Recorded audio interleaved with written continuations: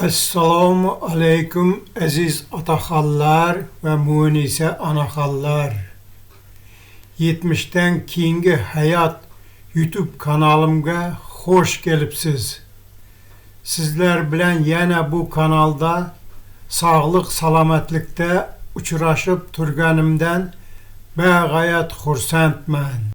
Bugun 2026 yıl 11 fevral ikkinchi kun haftaning.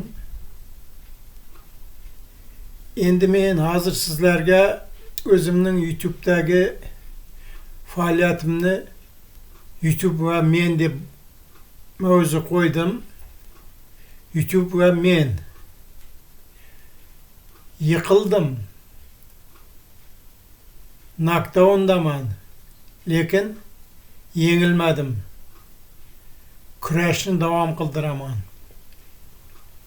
Shunday deb boshladim bu mavzuni, bu video suhbatimizni sizlar bilan. Men Azat aka Jumaniyazov 72 yoshdaman. Azat ata Jumaniyazov 72 yoshdaman. Xorazm viloyat Gurlan shahrida yashayman, pensionerman. Men endi sizlarga YouTube va men deb o'zimning bir qisqacha yaqindagi bir tariximni, voqeamni, hayotimdan bo'lgan bir voqeani aytib bermoqchiman. Men 2026 yil 4 yanvar kuni YouTube'da yangi kanal açtım. Endi mening YouTube tarixim juda uzoq. 2011 yilda shug'ullanib boshlaganman YouTube bilan. 2015 yilgacha 4 yil shug'ullanib bir 20-30 ta kanal yaratib YouTube'da pulam ishlaganman, yaxshi pullar ishlaganman. Oyiga kamida 200, 300, 500 dollarlab ishlaganman. Shu paytda juda qiziqib. Lekin YouTube'dagi mening kanallarim hammasi seri kanallar deb aytilardi. Endi men hozir ruschani, o'zbekchani aralashtirib gaplayman. Shuning uchun meni aybga buyurmanglar, menga ayb qo'ymanglar, chunki men o'z zamonamning farzandiman. Esir paytida voyaga yetganman, o'qiganman, ulg'ayganman. Shuning uchun mening tilimni aybga buyurmaysizlar. O'zbekcha, ruscha, xorazmcha, gurlancha aralashtirib so'zlayman.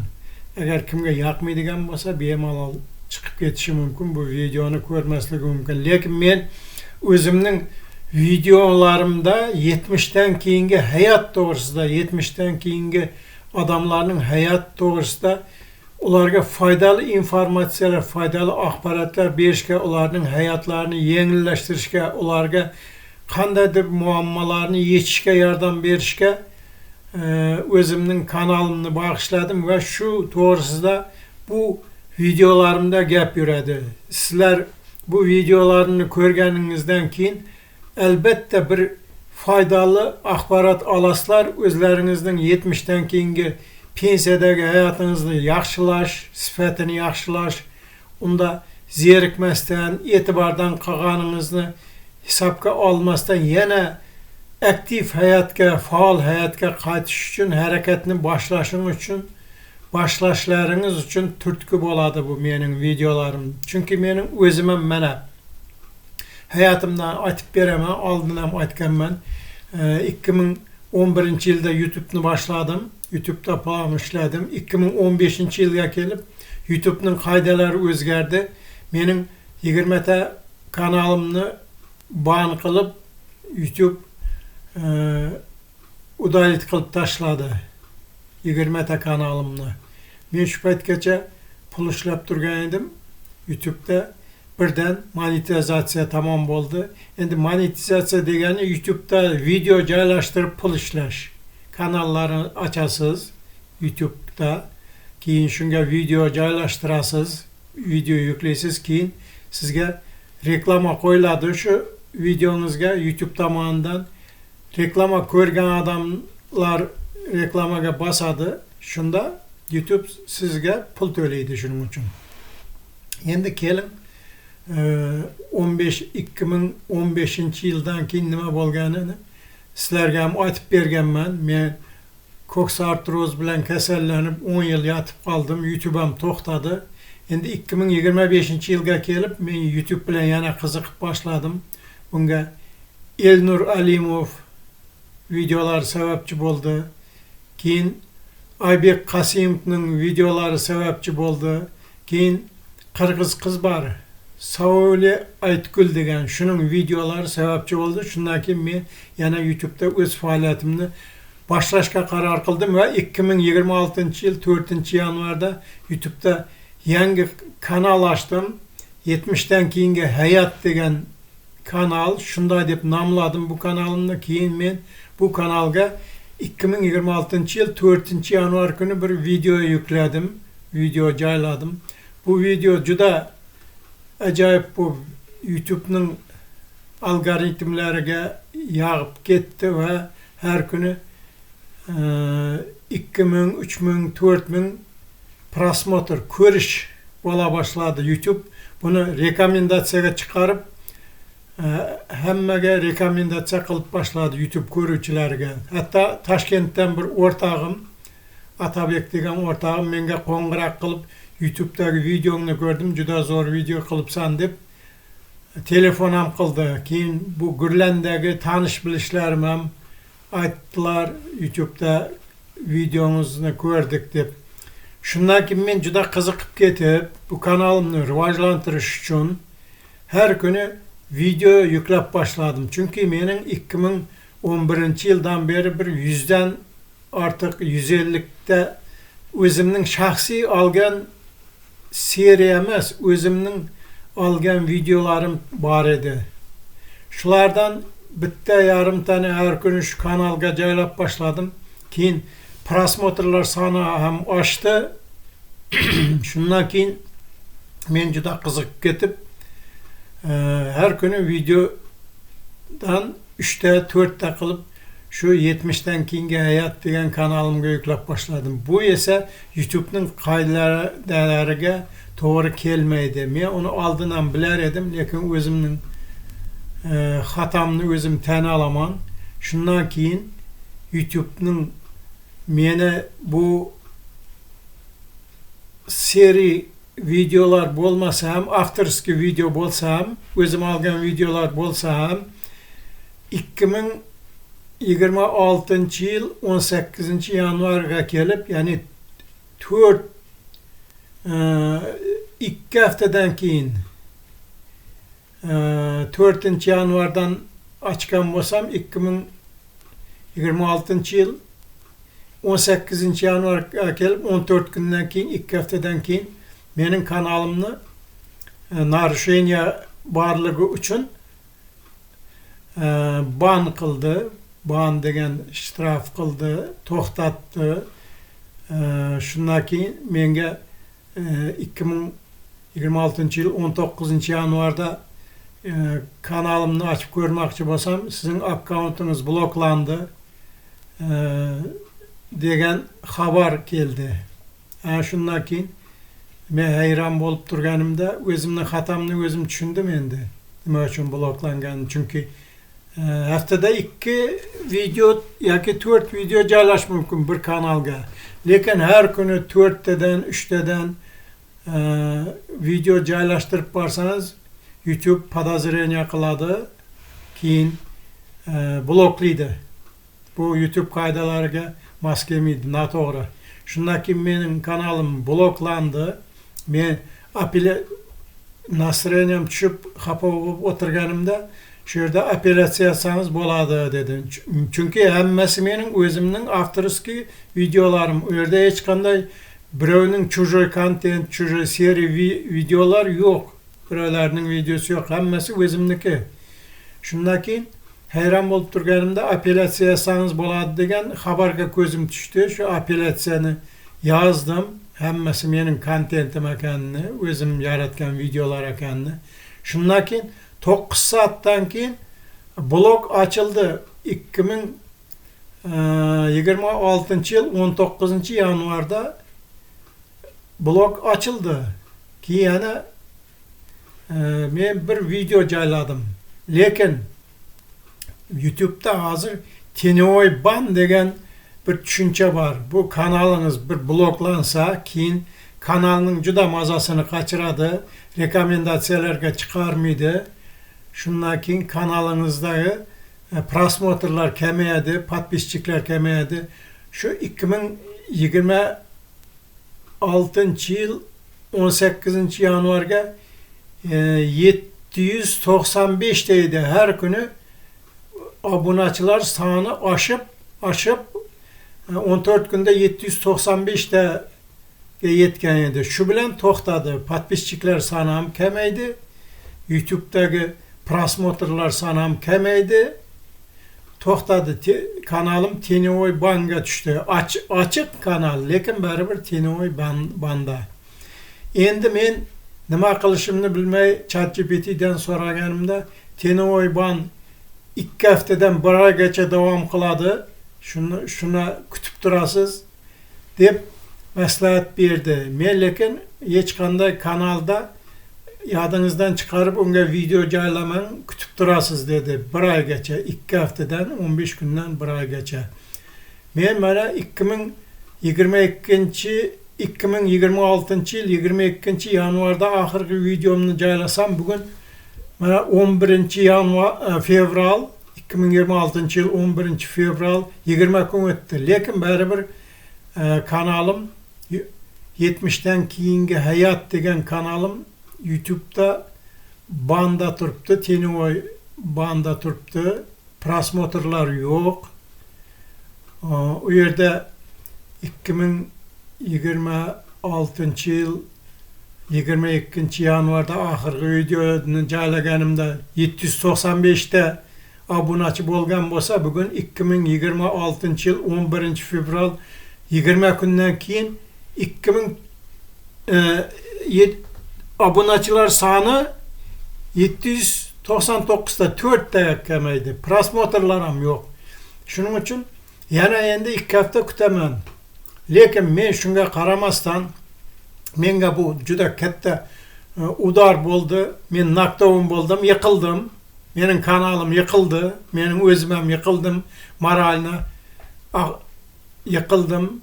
Mazam qochdi, kanalning ham mazasi qochdi.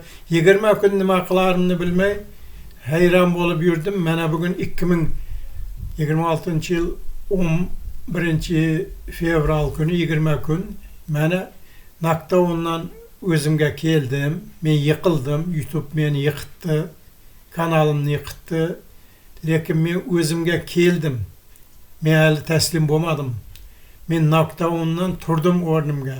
Kurash davom etadi. Ana shu to'g'risida sizlarga so'zlab bermoqchi edim. Kurash davom etadi. Bu to'g'risida o'zimning bir telefonimga video oldim. O'zim to'g'rimda so'zlab buni hozir sizlarga davomida qo'yib beraman.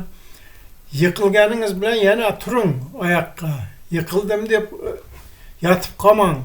Yutqazmadingiz siz. Men ham yutqazmadim. Men hozir o'zimga keldim, o'zimga kelib oldim. Psixologik sostoyaniyam, ahvolim yaxshi, nastroyeniyam yaxshi. Men qaytadan kurashga bel bog'ladim. YouTube bilan kurashaman.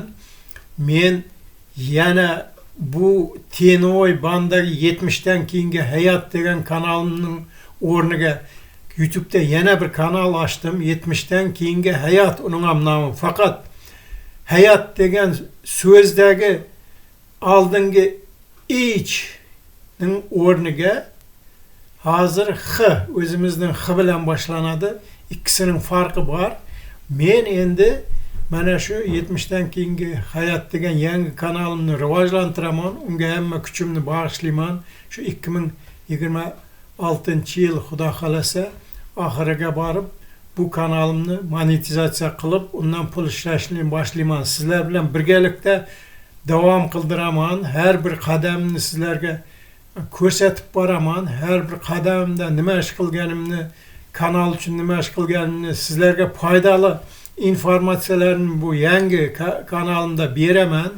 Sizlarga foydali informatsiyalar bu yangi kanalimda ko'p bo'ladi. Ko'ramiz endi. Agar ikkinchi kanalim ham oldingi kanalim ham day bo'lib ikinci kanalım 2026 yıl 19 yanvarda açıldı. Şunu 15 gündeki açtım. Birinci kanalım 4 yanvarda açıldı. İkinci kanalım 2026 yıl 19 yanvarda 15 gündeki açıldı. Lekin bu kanaldan taşlap koyup kolum barmay bir video joylashtirib qo'lim barmay turgan edi. Mana bugunga kelib 20 kundan keyin o'zimga keldim. Nokdaundan ayıldım. Yana kurashga bel bog'ladim. Sizlarga foydali informatsiyalarni ko'rsataman. Foydali informatsiyalar beraman. Mening kanalimga, yangi kanalimga obuna bo'linglar, ko'ringlar, foydali informatsiyalar ko'p bo'ladi. O'zim qanday mana yiqilib o'rnimdan turdim. Oldin ham bir yiqilganman men 2015-yilda. Mana bu ikkinchi marta yiqilishim, ikkinchi martam turdim men. Birinchisida 10 yildan keyin turgan bo'lsam, bugun 11 fevral 20 kundan keyin turdim. 20 kundan keyin yiqilib o'rnimdan turdim va kurashni boshqalardan boshladim. YouTube bilan kurashamiz birgalikda. Sizlarga men bilgan hamma videolarimni ko'rsatib, videolarimda bilgan hamma ma'lumotlarni beraman. Sizlarga bu ma'lumotlar foydali bo'ladi. 70'ten aşkan pensionerlar, hiç sizler nastroyeniniz düşmesin, mağlubiyet deb o'ylamang. Hayat devam kılmakta, devam kıladı. Aktif hayatını başlang. Kurashing o'zingiz uchun. Siz yalg'iz emassiz. Men borman, kanalim bor, YouTube bor, o'rganamiz, internet bor. Shunda hamma yangiliklarni men sizlarga aytaman. Beraman. Sizga qanday savollarınız bo'lsa yazın. Men savollaringizga javob izlab top, uning yechimini topib beraman. Bu kanalda 70'ten oshganlar uchun yechim bo'ladi muammolarga. Shuning uchun bugun 2026 yıl 22 yanvar haftanın 4 gün çarşamba. Men hazır o'zimning YouTube'da kanallarımның ahvoli to'g'risida video yazmoqchiman, video yozaman. Men YouTube'da 2026 yıl 4 yanvarda 70'ten keyingi hayat degan kanal açtım ve onga 70'ten keyingi hayat to'g'risida 72 yaşlı Ataxonning insonning rast ve samimiy gaplar degan videoni joylashtirdim. Bugün 2026 yıl 4 yanvar yakshanba kuni. Siz mening 70'ten keyingi hayat YouTube kanalımdasızlar.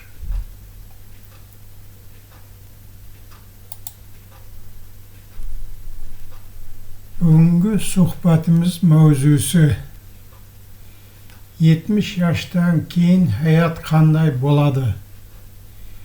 72 yaşlı insanın rast ve samimiy gaplari.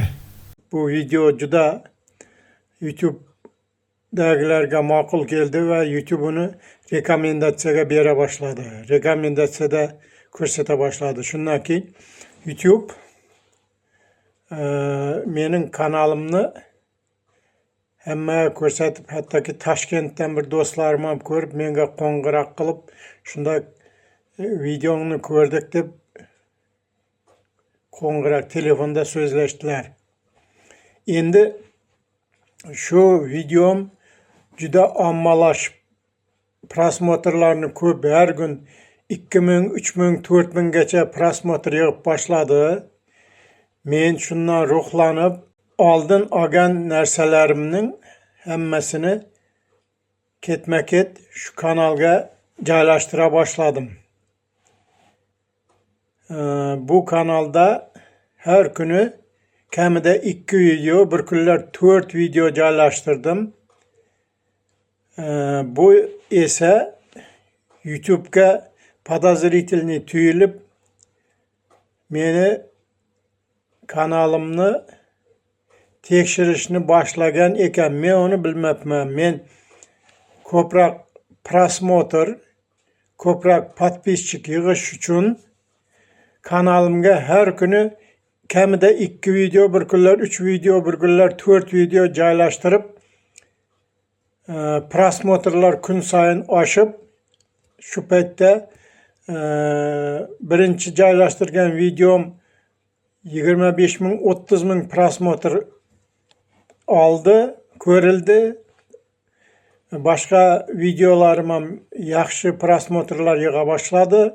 Men har kun shunday qilib shu 70dan keyingi hayot degan 4-yanvarda ochgan kanalimdagi ko'p videolarni joylashtirib boshladim. ChatGPT'dan so'raganimda kuniga bitta video ham bitta short joylashan normalniy oladi deb netdi. Men oldin ham bilar edim. YouTube har kuni video joylashtirsang kanalingga buni spam yoki robot deb o'ylashi mumkin, qabul qilishi mumkin deb bilar edim, lekin men shashqaloqlik qilib o'zimning aybim bilan 1000 podpischik yig'ib, keyin 4000 soat prosmotr yig'ib, men tezroq kanalimni monetizatsiya qilish niyatida shu videolarni ko'p joylashtirib boshladim. Ana shuning natijasida YouTube mening kanalimni 18-yanvar kuni blok qildi. Kanalning ichiga kirib bo'lmadi. Men buni ertalab kanalimni ochib kirmoqchi bo'lsam, kanalingiz bloklandi, akkauntingiz, Google akkauntingiz bloklandi degan xabar keldi.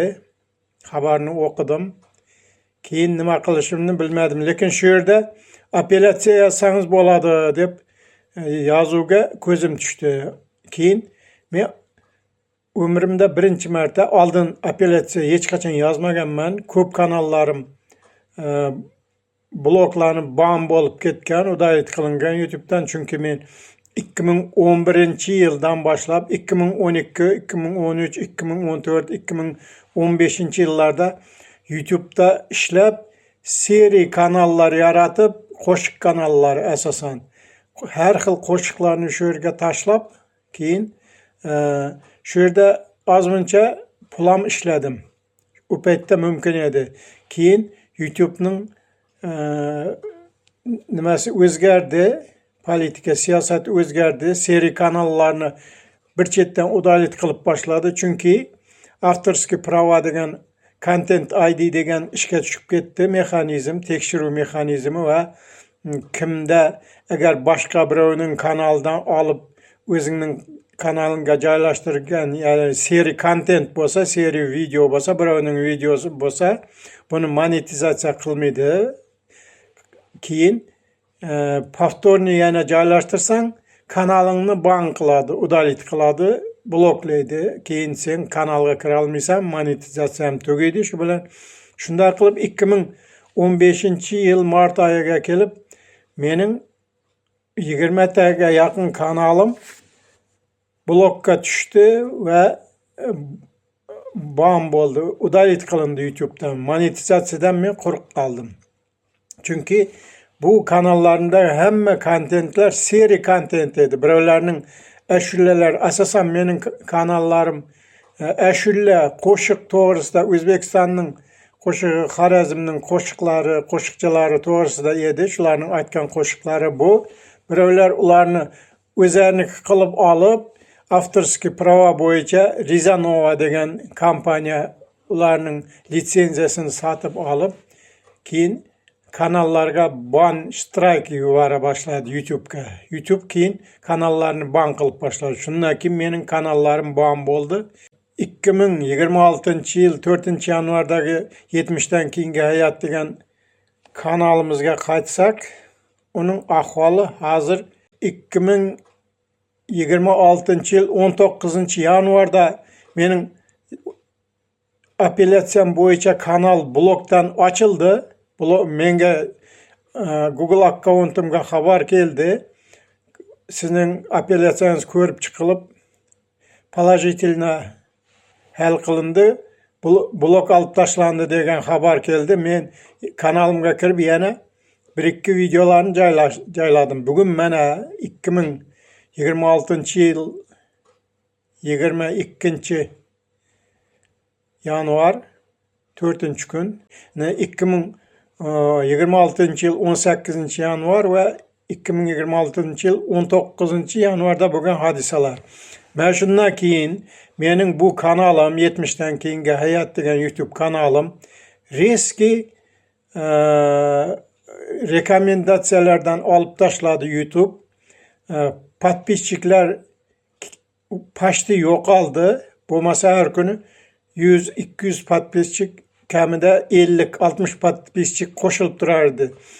Prosmotrlarim kamida 4000-5000 bo'lib turar edi. 30 mingdan oshib ketgan edi prosmotrlar kanaldagi. 10 gün, 15 gün ichida paştı. Shuning uchun YouTube 19 yanvardan boshlab mening bu kanalimni Tenoy ban degan bir tushuncha bor ekan YouTube'da.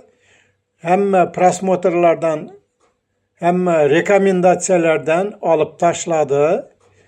Kanalimda prosmotr hozir kamayib ketdi. 100tagacha yetmaydi. Bir kunda podpisчиклар soni her kuni 50-60 bo'lib turgan podpisчиклар soni her kuni 0ga tushib qoldi. Demak, mening bu kanalim Tenoy banda YouTube shtrafnik sifatida bu kanalni Tenoy banga kirgizib qo'ygan.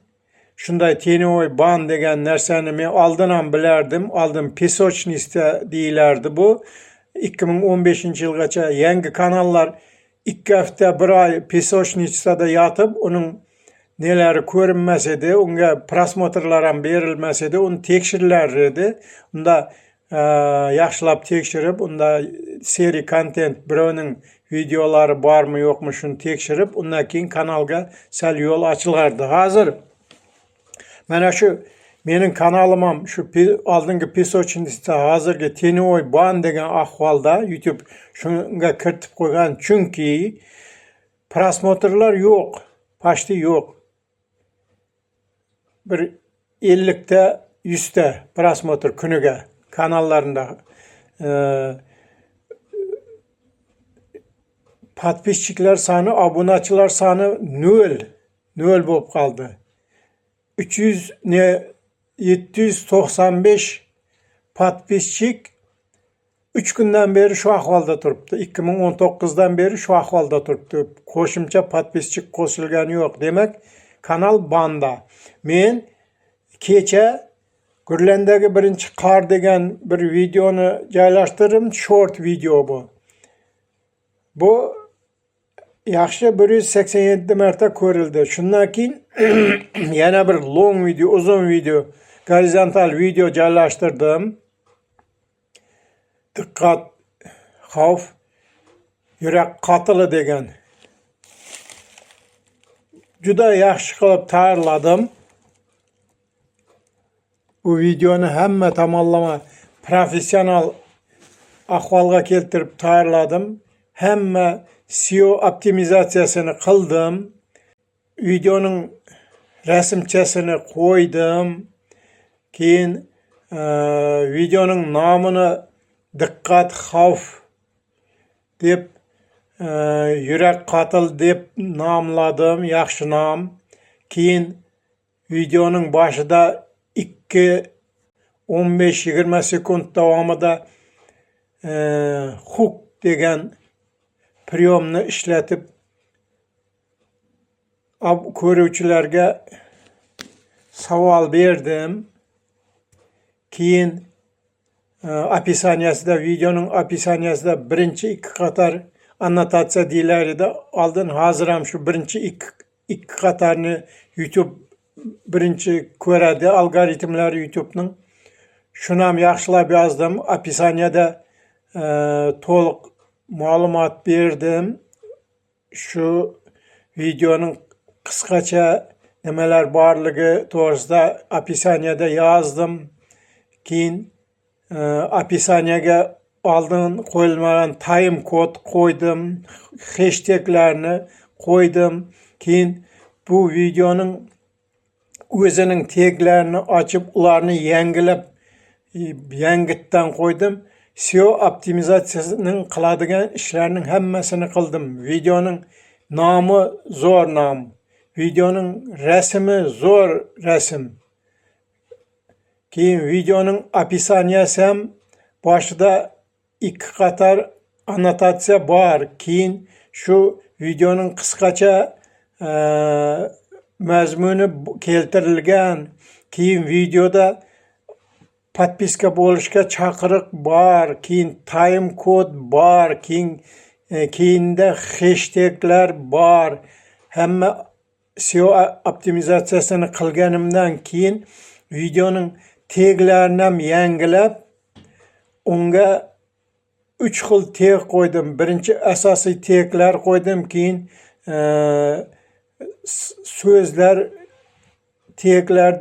so'zlardan iborat 1 2 3 so'zdan iborat uzun taglarni ham qo'ydim, virgul bilan ajratib. Keyin lokatsiya to'g'risida taglarni ham qo'ydim. O'zbekiston Gurlan deb videoning lokatsiyasi to'g'risida u ham kerak ekan. 3-chi qilib 3 xil tag bor ekan. 3 xil tagni ham qo'ydim o'rganib. Keyin birinchi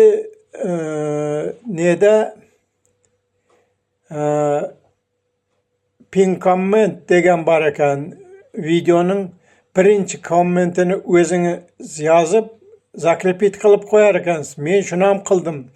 Pin comment deganda videoni ochib, kommentlarga kirib, o'zimning kommentimni yozib, uni zakrepit qilib qo'ydim shu yerda. Shunday qilib SEO optimizatsiyasining hamma ishini 100% bajardim. ChatGPT bilan so'zlashganda siz почти professional darajada video qildingiz deb ham maqtab qo'ydi meni. Lekin kanalim banda bo'lgani uchun, tenivoy banda bo'lgani uchun bu videom ham bir sutkada 15 ta prosmotr yig'di. Demak, rekomendatsiyaga YouTube'ning rekomendatsiyasiga chiqarilmagan, YouTube uni rekomendovat qilmagan hech kimga. Shuning uchun ham ko'rilganlarim mening podpischiklarimning orasidan bo'lishi kerak. Mening taxminim 15 odam, chunki 795 podpischigimdan 15 tasi ochib ko'rgan bo'lishi kerak shu. Lekin juda zo'r qilib 28 minutlik videoni tayyorladim. Juda ajoyib qilib, hamma tomonlama zo'r qilib, hamma tomonlama yaxshi qilib tayyorladim. Baribir YouTube rekomendatsiyaga chiqarmadi. Hozir 15 ta prosmotr bor bir sutkada. Bu juda kam. Demak, mening bu 4-yanvarda ochgan 70'dan keyingi hayot degan kanalim YouTube'ning tenivoy ban degan holatida turibdi. Endi bu qancha davom etadi men bilmayman. Videoni shuncha mehnat sarf qilib, uning ssenariysini yozib, unga video, rasmlar topib, keyin uning opisaniyasini yozib, taglarni, hashtaglarni yozib, time kodlarni yozib, qancha mehnat bir videoni tayyorlashning o'zi juda katta mehnat, men bilaman buni. Shuni endi men hozir strategiyamni, YouTube bilan bo'ladigan taktikamni o'zgartirmoqchiman. Mening yana bir kanalim bor. U ham 70'dan keyingi hayot deb nomlanadi. Uning o'zining ayrim Google akkauntda ochdim. Buni 19-yanvar kuni mening kanalim ban bo'lgani uchun, lekin shu kanalga joylashtirgan videolarning hammasining kopyalari o'zimda originallari bor edi. Shuni boshqalardan joylashtirmoqchi bo'lib, shu kanalni ochdim. Uning ham nomini 70'dan keyingi hayot deb qo'ydim, lekin bir harfini o'zgartirib qo'ydim. Shuning uchun ham bu yangi kanal, yangi Google akkauntda açılgan, hele taza, hech qanday arkasida shitdasi yo'q, taza. Endi men YouTube bilan shu kanalda ishlab bahslashmoqchiman. O'zimning shu kanalda hali podpisчиклар yo'q. Unga YouTube'da boshda 4-yanvarda açılgan kanaldagi ko'p prosmotr qilgan 70 dan keyingi hayot to'g'risidagi videomni joylashtirdim, lekin prosmotr u yoqda hali yiqmadi. Chunki bu kanalning o'zi ham SEO optimizatsiya qilinmagan, kanalning kerakli joylari to'g'rilashmagan, videoning o'ziga ham hech qanday SEO optimizatsiya qilmasdan to'g'ridan-to'g'ri joylashtirdim. Endi men bundan keyin shu videomni joylashtirgan bitta videomni silka orqali ko'rish deb uni yopib qo'yaman, lekin yangi video joylashtiraman shunga. O'zim yangidan juda SEO optimizatsiyasini zo'r qilib videolar joylashtirib yana sinab ko'raman. YouTube bilan bahslashib ko'raman, kurashib ko'raman. Agar bu kanalim yana rivojlanib ketadigan bo'lsa, o birinchi kanalimni kutaman. Har kun emas, haftada 2 marta video joylashtirishni planlashtirib turibman. Masalan, 2-kun ya 5-kun shunday planlashtirib ko'ramanda, u kanalga ham 2 ta video joylashtiraman. Bu yangi kanalimga ham endi shoshmasdan yaxshi video qilib, SEO optimizatsiya qilib, hamma joyini to'g'rilab tashlayman. Yangi avtorskiy videolarni, chunki o'zim hozir video olishni o'rgandim, juda zo'r o'rgandim. Bunda ChatGPT bilan Gemini yordam berib turibdi menga. Keyin yana o'zimning Camtasia Studio 8 montaj qiladigan programmam, приложением bor. Keyin CapCut'da videolarni, long videolarni short videoga o'zgartirishni o'rganib oldim. Ham CapCut'da ishlashni o'rgandim. Asta-asta kurashamiz YouTube bilan. Shu yil davomida, 2026-yil davomida shu 2 kanalimdan bittasini, ikkisi ham avtorskiy, o'zimning videolarim bo'ladi. Чужой, sariq seri kontent, birovlarning videosi bo'lmaydi. Iloji boricha joylashtirmayman. O'zim video olib, o'zim sinimat qilib shuni joylashtiraman va shu yilning oxirigacha monetizatsiyaga kirish, YouTube bilan monetizatsiyaga kirishish, yana YouTube'da pul ishlashni boshlash to'g'risida planlarim bor. Ana shu planlarni amalga oshiraman. Shu yilning shoshmasdan yaxshi video, sifatli video qilib, har tomonlama optimizatsiya qilingan video qilib, YouTube kanalga joylashtirib, 2027-yil yanvardan boshlab pul ishlashni boshlayman degan niyatim bor. Mana shu to'g'rida o'zimning fikrlarimni bloknot, dnevnikka yozish, qo'lda yozish qiyin, men uchun og'irroq. Chunki men 72 yoshdaman. Shuning uchun ham hozir telefonimga bu videoni olib, o'zimga o'zim esdalik qilib, ahyon-ahyonda ko'rib turish uchun, motivatsiya olish uchun videoni yozdim, videoni tayyorladim. Endi bu videoni o'zimga qo'llanma qilib olib qo'yaman va ikkinchi 70 dan keyingi hayot degan yangi 2026-yil 19-yanvarda ochilgan ikkinchi videomda ish boshlayman. Oldingi kanalim 4-yanvarda edi. 15 kundan keyin yangi kanal ochdim va bunda yangidan ishni boshlayman. Oldingi xatomni takrorlamayman.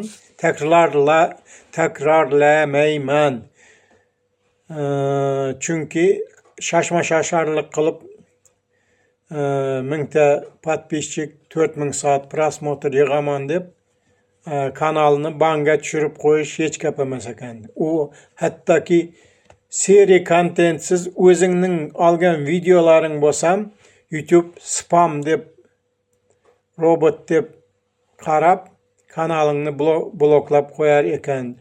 Har kuni video tashlash shart emas ekan. Haftada 2 video tashlasa bo'lar ekan kanalga. Shunda normal holat bo'lar ekan. Men hamma narsani yaxshi o'zlashtirib oldim. Videoning kanalni qanday optimizatsiya qilishlarini bilaman hozir. Yodimga tushdi. Bir chetdan esimga tushirdim, o'rganib oldim. Birinchi kanalni optimizatsiya qilaman, uning shapkasini yarataman. Undan keyin kerakli hamma SEO optimizatsiyalarini bajaraman kanalda. Shundan keyin videoni qilib, videoning to'g'risida optimizatsiyam bor. Kanaldan tashqari videoning o'zini ham optimizatsiya qilish kerak. Birinchi kanalni optimizatsiya qilish kerak. YouTube'ning algoritmlarini yaxshi ko'rsatish kerak kanalni. YouTube algoritmlari sening kanalingni sevish kerak. Chala bo'lsa bo'lmaydi. Prosmotr baribir bo'lmaydi. Podpисчик baribir bo'lmaydi. Rekomendatsiyaga chiqmaydi videolar. Kanal yaxshi optimizatsiya qilinmagan bo'lsa, keyin videoning o'zini ham ikkinchi navbatda kanaldan keyin videoning o'zini ham optimizatsiya qilish kerak. Juda zo'r qilib. Yaxshi rasm tayyorlash kerak video uchun, yaxshi nom tayyorlash kerak zaголовок video uchun. Keyin videoning opisaniyasini zo'r qilib yozish kerak. Time kod bo'lish kerak u yerda. Iloji boricha subtitr bo'lish kerak videoning o'zida. Keyin hashtaglar yozilish kerak opisaniyada. Keyin taglar yozilish kerak. Taglarni hozir oldingida juda e'tiborli emas deb o'qidim. Taglarga uncha e'tibor bermaydi algoritmlar. Lekin baribir yozsa yaxshi deb ChatGPT bilan so'zlashganda shunday deb aytdi. Shuning uchun shularning hammasini qilaman. Lekin endi mening bir kamchiligim hozir subtitrni joylashtirish. Videoga subtitrni o'zbek tilida subtitr joylashtirish juda qiyin ekan. Uni o'rganib olishim kerak. Men hozir demak subtitrlar ustida ishlashim kerak, subtitrlarni o'rganishim kerak. Keyin yangi 19 yanvarda ochilgan yangi 70 dan keyingi hayot degan kanalimni o'zini SEO optimizatsiya qilib boshlashim kerak. Buning uchun vaqtim bor. Mana bugun 4-kun, chorshanba. 2-3 kunda video tayyorlamasdan tayyorlash uchun tayyorgarlik ham qilishim kerak. Ssenariy yozishim kerak. Ssenariy. Keyin shu ssenariyga asosan videolarni, rasmlarni to'plab bir yerga jamlashim kerak. Keyin ko'ramiz. Videoni mana shu neda olaveraman men. Ya telefonda olaman, ya kompyuterda olaman. Shunday qilib davom qildiraman ishlarimni. Hozircha ahvol yomon emas. Bir udar oldim. Knockout bo'lmadim, knockdownga tushdim. Juda nervim chiqdi, nastroyeniyam tushib ketdi. Kanal bloklandi degandan keyin, chunki shu kanaldan umidim katta edi. Uni tez arada monetizatsiya qilaman, monetizatsiya qilib pul ishlayman YouTube'da degan osmoniy xayollar bilan shashma-shasharlik qilib o'zimda oyib kanalni bloklab Tenoy banga tushirib qo'ydim. Endi ikkinchi kanalimda bu xato takrorlanmaydi. Buni takrorlamayman. Har kuni o'zimni o'zim kontrol qilib bu yangi kanalda чистый лица ochiq listdan, oq listdan boshlab bu kanal uchun videolar tayyorlayman. Hamma narsani bilaman. Endi bir kamchiligim aytganimda subtitrlarni o'rganib videoga subtitr qo'yishni bilsam, avtomatik subtitrni CapCut'ta koyup turibman, lekin o'zim avtomatik ravishda emas, qo'l bilan qo'yiladigan subtitrlarni xili bo'ladi ekan. Shuni hali bilmayman, shuni o'rganib olishim kerak. Shuning uchun o'rtoqlar, menga omadingizni tilang, omad tilang. Allohdan o'zimga o'zim omad tilayman. Bu knockdowndan chiqdim. Hozir nastroyeniyam yaxshi, yangi kuch bilan, yangi motivatsiya bilan ishga kirishaman. Chunki 70 dan keyingi hayot to'g'risida men juda ko'p problemalarni bilaman. Shularni video qilib tashlasam ko'pchilikka foydali bo'ladi deb o'ylayman.